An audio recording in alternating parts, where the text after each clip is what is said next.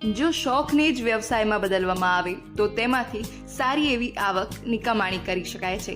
આજે મહેસાણા શહેરમાં રહેતા હર્ષાલીબેન કે જેઓ હોમ બેઝ કુકિંગ કરે છે અને સારી એવી આવક મેળવી રહ્યા છે. જાણીએ. મારું નામ હર્ષાલી મહેતા છે અને હું મહેસાણા રહું છું.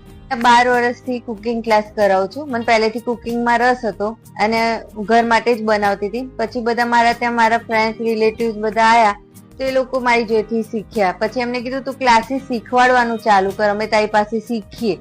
અને પછી બસ મારું ત્યારથી એડવર્ટાઇઝ મેં ક્યાંય કરી નથી. બધા મારા ત્યાં 10 જણ શીખી જાય બીજા 10 ને મોકલે, 10 શીખી જાય બીજા 10 ને મોકલે. બસ મારું આ રીતના જ ચાલ્યું છે.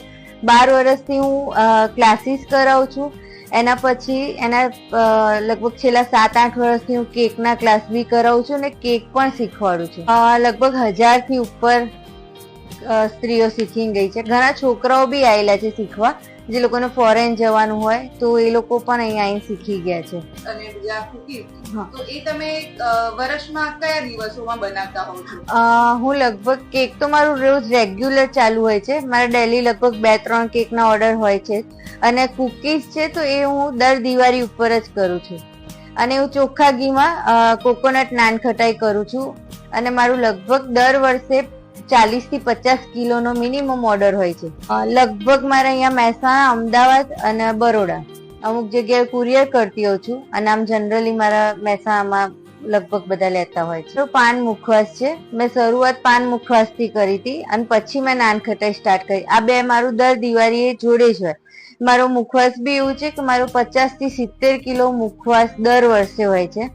અને આ વર્ષે બી મારું 40 કિલો મુખવાસ છે અને નાન ખટાઈ બી આ વખતે મારો 40 કિલો છે. લગભગ મારો આટલો રેશિયો હોય છે કે હું ઓર્ડર લેતી હોઉં છું. હું એકલી જ કરું છું. હું મારા મમ્મી મારી હેલ્પ કરાવે. અમે 2 જણા ભેગા થઈને આ કામ કરીએ છીએ.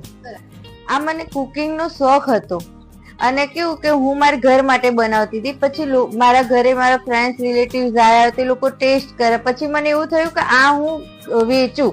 કેમ કે હું બહાર જનરલી શોપમાં બધે જોતી હોય તો બધા કે ચોખ્ખા ઘીની નાન ખટાઈ છે, પણ બિલકુલ ચોખ્ખું ઘી હોતું નથી. એટલે મને એવું થાય કે મને શોખ છે તો હું એવા વ્યક્તિઓને આપું કે જે ખરેખર એને માનતા હોય એમ કે ભાઈ ચોખ્ખા ઘીની છે. અને ઘણા લોકો પહેલા શરૂઆતમાં ભાવ સાંભળીને એવું થાય કે આટલા બધા, પણ ખાધા પછી એ જ વ્યક્તિ મારા પાસે 500 લેવા આવે ને તો મને બીજો કિલોનો ઓર્ડર આપીને જતો હતો. એમ કે તમે બનાવો છો ને તો બીજી આપી જ દો ને મને એમ.